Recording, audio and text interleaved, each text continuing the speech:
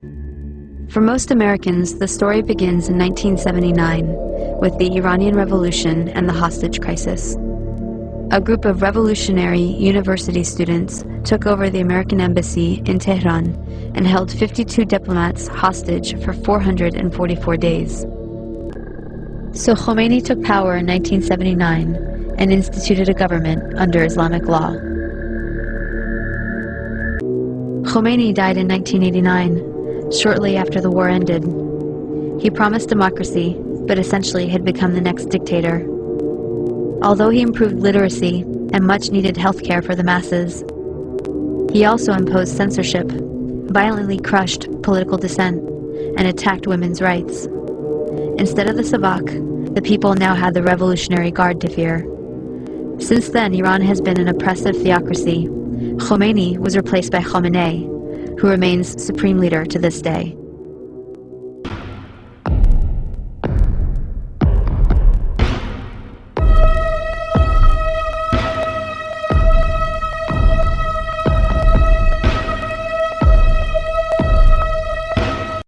There were two demonstrations against the two separate British diplomatic compounds in Tehran. We believe that 50 protesters in one, about 100 in the other, took over the premises, or certainly breached the premises. They burned British symbols. Perhaps there were some British staff who were under restricted movements at that stage. We don't know for how long, but we know from British and Iranian sources and officials at the moment that now the police are back in control.